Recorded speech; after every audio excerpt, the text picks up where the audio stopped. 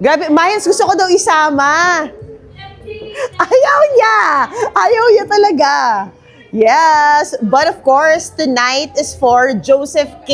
Yeah. Oh, wow. What a beautiful setup, I know. immersion. Sobra. And of course, the music video was so cinematic. Thank you. Ano yung storya nun? Yung story ng Joseph K, it's actually based on a book by Franz Kafka about this guy na kinulong tapos hindi sinasabi kung ano ba talaga kasalanan niya, the whole book. And it got adapted into a movie way back then. It's in black and white. So si Direk Dan Villegas na nag-direct, thought of it in black and white, and then I told him na where the inspiration is really black and white. So nag-align lahat. Wow. And of course, this is hip-hop, this is rap. Parang ano, no, talagang ibang-iba, 180 siya, di ba? Yeah, sobrang iba sa vibe. Yan nga, Gen Z. Branding. Pero this is really me. I think yung music side ko is the closest to who I really am. You said this is about family. It's about family, but also mainly about my experiences, about being wrongly accused of something na hindi ko naman talaga ginawa. But I eventually got through that, and nung binasa ko nga itong Joseph K, yung The Trial na libro, si Joseph K yung bida doon, sobrang nakarelate ako. And how is this political?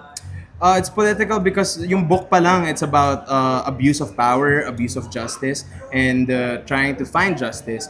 And kahit ako, personally, meron akong experience when I was young na ganun din yung hinahanap ko. Naghanap akong hustisya for something that I didn't really do. And I'm sure na maraming mga tao through na nabubuhay ngayon, especially sa bansang to, ay nare-wrongly accused of something at naabuso din ng batas ng gobyerno at ng mga hindi nakakahanap ng hustisya. You were saying about abuse of power, which is happening now, and you say kanina, you're very political as a person, as an actor. What can you say about this one and connecting it to the abuse of power that's happening right now? Well, it's a terrible time we're living in, but also exciting, I guess, kasi mas namumulat yung mga tao, mas nakikita natin, and through social media, mas na-expose lahat ng mga maling ginagawa ng mga namumuno sa atin, at kahit yung mga anak ng mga namumuno, even yung mga small ways of corruption lang na nagagawa, na-expose na nowadays. And I'm glad that people are opening their eyes to this, and I think mas nagliliyab yung apoy para lumaban. So, paano naging time ditong kanta mo? Oo. Sobrang sumakto, but 2 years ago ko pa sinulat to. Oh my gosh! Yeah, sumakto bigla yung Wait, release. parang hindi ko alam kung sumakto siya o nakakalungkot kasi yun yung totoo. Nakakalungkot kasi also itong mga ganitong issue hindi talaga natatapos lalo sa bansa natin. So sana one day malutusan natin yung mga problema na to. I know. Just a little bit of, a light moment here, Miles. Ngayon, Yeah. hindi kayo namin lagi nakikita in one frame. Nakita Yeah. namin kayo today in one frame. Nagkaroon siya ng time today, and she's part of the music video Yes. kasi. So I'm glad that she got to come to the launch and lend her support. Wow. Parang nakakatuwa kasi kanina sobrang hands-on niya. Tinitingnan niya ata yung si babae kung ready na. Check niya. Excited din siya Grabe. kasi hindi pa niya narinig some of the songs na perform ko sa babae. Wow. So excited din siya. Dito ba kayo lagi? Like, do you always collaborate in this space?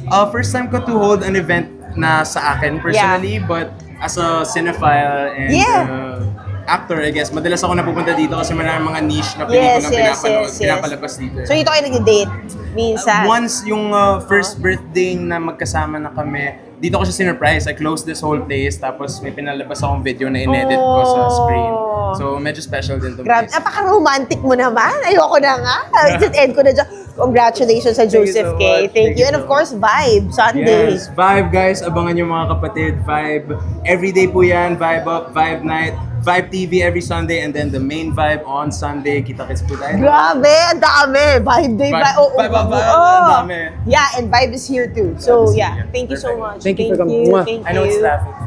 No, it's okay. Thank you. Oy,